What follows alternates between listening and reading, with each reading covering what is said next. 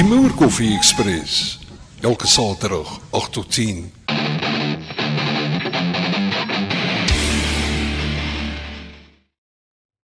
Jy's my ou vriend, hoe lyk dinge daar by jou? Lekker man, Saterdagoggend hier so op die Moer Koffie Express. Besig om die trein so 'n bietjie stoom te laat opbou en so aan. Want 8 uur vertrek ons hier van die stasie van die nuwe generasie. En dan slaat ons om 'n bietjie so spoorlangs tot 10 uur vanoggend. So skakel in, is altyd lekker om jou saam met my hier op die trein te hê. Hierdie week natuurlik weer 'n groot week, maar ook 'n kort week. Want gister was dit mos nou Menseregte Dag. Now, basic services and essential services often form part of basic human rights, but the residents in Claremont up here in Johannesburg have accused the DA of not delivering on their basic promises. It's Ward 82 I'm talking about, where the DA hosted a Human Rights Day event ahead of a by-election, very important one, that's taking place on the 2nd of April. Residents are saying the party has done very little to improve their own lives. I'm staying here. I'm staying here since I was a little boy. And now for the last 6 years, we don't have water in our taps. So, I mean, they keep on saying they're going to fix the problem. They stop all the water to fix the problem. But after that, there's no water. So, I mean, we are suffering here, man. We can't pull the toilets. Children is beginning to get sick. We don't have water to flush the toilets. Everybody here is fighting to make a councillor here in the ward. There's no councillor, the council passed away. But they're forgetting about the people. You know what, at this point, I'm not a party, I don't belong to any party. I voted for the DA, they give me a t-shirt, and nothing happened. You know, when the voting was here, the DA and everybody promised us, they'll fix the problem.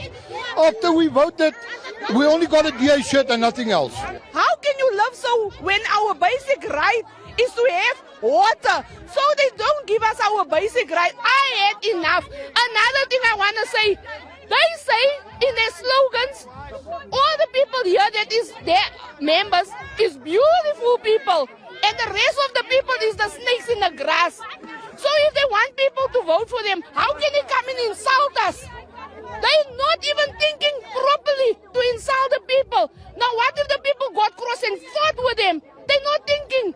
But all I want to say is, get your house in order. We don't have water. They don't fix nothing. En ons weer eens vier wat gebeur het in Soweto, baie jare gelede, ongeveer seker so 50 jaar gelede of soiets. Maar hulle sê ons het menseregte. Nou, ek het altyd hierdie ding van, jy weet, mense sê altyd, o, jy maak my so gelukkig. Regtig. Daar's net een mens wat jou kan gelukkig maak, en dit is jy, jouself. Jy moet jouself eers gelukkig maak, voor jy enigiets vir enigiemand anders kan beteken, in terme van geluk, om hulle gelukkig te laat voel. Nou dieselfde met vryheid. Wie bepaal ons vryheid? Niemand behalwe jouself nie. Jy bepaal hoe vry jy is. So hoe was jou vryheidsdag gewees? Wat het jy gedoen? Vertel bietjie man. Sal lekker wees om van jou te hoor. Ek het sommer net rustig hier by die huis verkeer, vir my 'n lekker stukkie kos gemaak en pure boere tradisie. En lekker gekuier wyn gedrink en natuurlik bietjie brandewyn ook, want brandewyn is volksbesit, man. Ons maak die beste brandewyn in die wêreld anyway. In terme van die ou politiek, moederletiek, so 9:30 se kant gesels ons by die agbare Marius Koet, so 'n bietjie moederletiek. Maar nog steeds, in my vizier, is hierdie ewe skielike bewuswording van doodgewone Suid-Afrikaners, wat net sê, basta man, jy weet, hierdie ding kan net nie meer aangaan soos dit aangaan nie. Ongeag of Trump het nou sê, of wie dit sê, dis 'n absolute ewel. Ons het gister gesien by die Amerikaanse ambassade aan Pretoria, het 'n klomp Amerikaners vir hulle regte bietjie getooi, in 'n ou tradisie, hulle het amper gemaak soos ons hier in Suid-Afrika maak, maar dit was net heeltemal baie kalmer en baie stiller. En dan het ons ook mense soos hierdie, wat sommer prontuit sê, basta, ons val nie langer vir julle grappies nie. Let me tell you the failure of black people. And it is a failure of Africans. Go to America and go to every city and town that has a mayor who is black. And go and look at the condition of that city. It's messed up. Eric Adams. Stop saying... Eric Adams came out with a dustbin. You know those dustbins that we got in South Africa, like maybe in year 2000, those ones? No, dustbin guys. No, I know. He brought them out in New York in 2023. I couldn't believe So it. everywhere, I was like, everywhere. And here's the important thing, because you laugh when you're supposed to become serious. Yeah, actually, I shouldn't be laughing at that. He's a black man. Even more. Everywhere where a black person has been in charge, Verwoerd said it, Hendrik Verwoerd said it, and many white people have said it. And you call them racist because they're pointing out a fact. They're pointing out an algorithm. You must be able to identify a trend. Say, but this is a trend. Okay, after acknowledging it's a trend, is it a positive trend? Is it a negative trend? That's how you develop and you change and you innovate. Everywhere a black person takes over an administration, a governance, a company, anything, you can look at all the BE companies where that were majority black run, right? Look at Itala Bank, look at VBS, look at the entire government, look at all municipalities, look at all provincial governments. You destroy. Hats off to hierdie dame. Sy weet waarvan sy praat. En jy weet natuurlijk die ou met wie sy gepraat het. Hy fooi tog. Nota, die ou ta. And those are also enemies of progress. So they too can also find another home elsewhere in the world. And let us that want to actually build a prosperous South Africa for our great-grandchildren to inherit, let us stick together and find ways to work together and call out the false prophets and employ the tactics of Jesus in the book of Luke. You know, because Jesus wasn't around. He wasn't around to see his disciples enact what he taught them in that book of Luke. We need to have that. We need to be able to look at each other in the eye and be able to identify South Africans because we share the same values. We need to also teach white people Ubuntu. It's not in their nature. We need to teach them. We can't say, guys, Ubuntu, come on. Don't you get it? No, they don't get it. They will never get it. They're not the same level of human beings we are. Sy het met hom gepraat en hom gedurende hierdie gesprek, en jy kan hierdie gesprek gaan kyk op YouTube, die volle ene, wat amper 2 ure lang is, ek dink is net so oor 2 ure. Gaan kyk na die hele ding. Dis eintlik baie beter as meeste films wat jy vandag op televisie kan kyk. Sy het hom absoluut so klein gelaat voel. Nadat hy die volgende gesê het, so 'n paar weke terug, wat almal gegaan het, vat hom asseblief tog na die Human Rights Court toe en al die tipe dinge. Nee man, los vir nou 'n taal. Hy word mos so gedurig, soort van ingetrek in gesprekke, en dan wys hy sy ware kleure, en hy word verneder deur hierdie vrou. We're dealing with the weakest whites that the world has ever seen. You know, and again, I want to explain this so that people don't think that, you know, I'm being racist by saying whites are inferior genetically. We've got different categories of evolution of apes.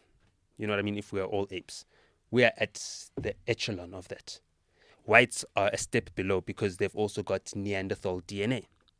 You know what I mean? Which is a previous ancestor of ours. So we expect to have Ubuntu, humanity.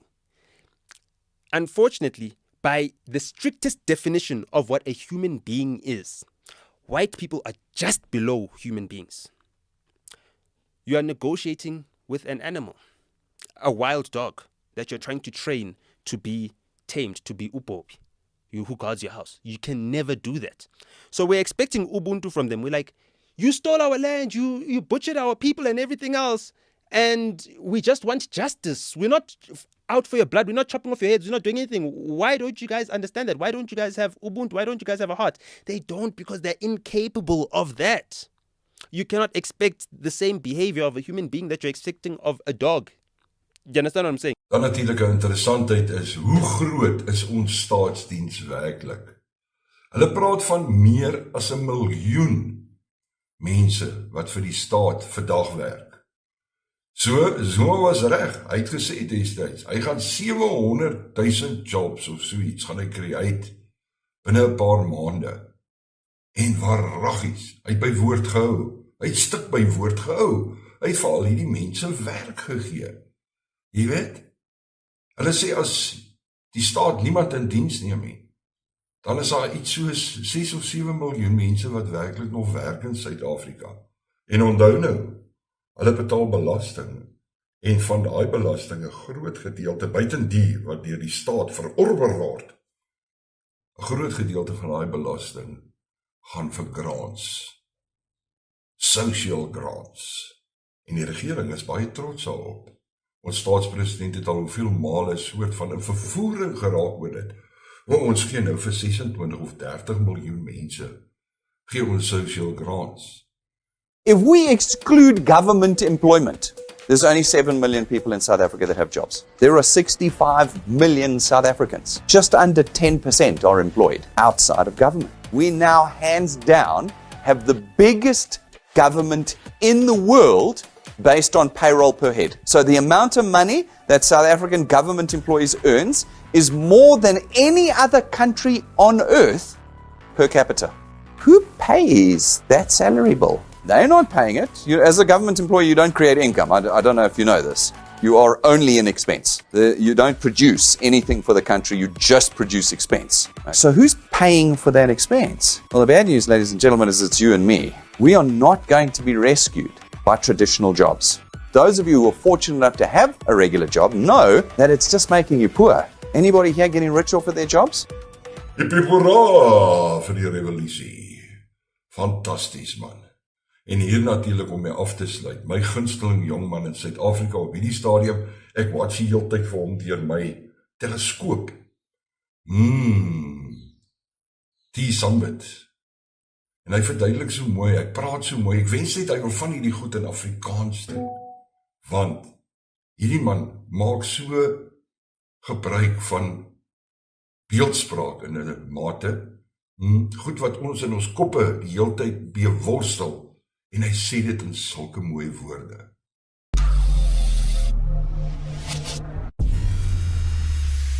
If betrayal was an Olympic sport, African leaders could be taking home gold every 4 years. These people could look their own starving grandmother in the eyes and still sign a contract that ensures her village doesn't see clean water for another 3 decades. They have mastered the art of selling out their own people with the precision of a surgeon and the shamelessness of a reality TV star. And don't even get me started on how they do it with a smile, a big, fat, teeth-glowing politician smile. The kind of smile that says, I just secured my family's future for the next 400 years while you figure out how to survive on a bowl of maize and disappointment.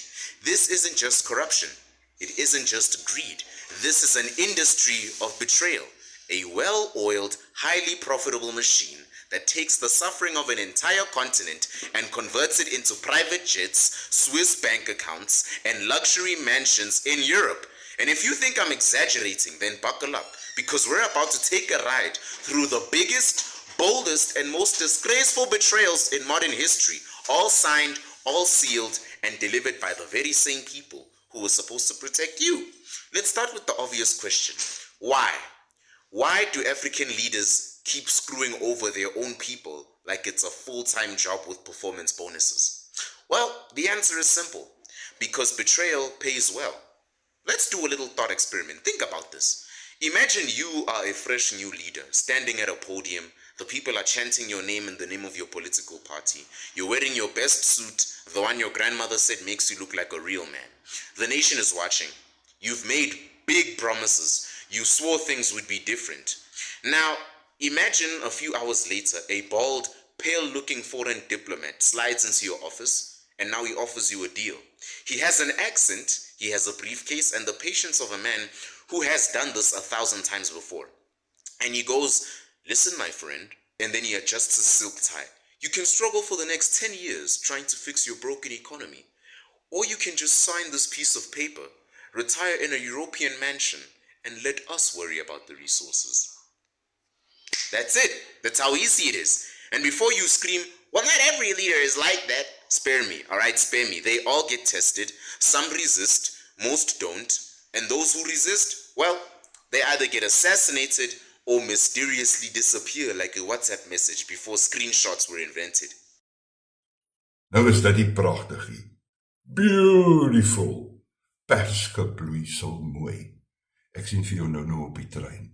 Vat 'n lekker koppie moerkoffie, sluit by my aan. Onthou, net hier op Radio Suid-Afrika, Radio South Africa. Radio South Africa. Your voice.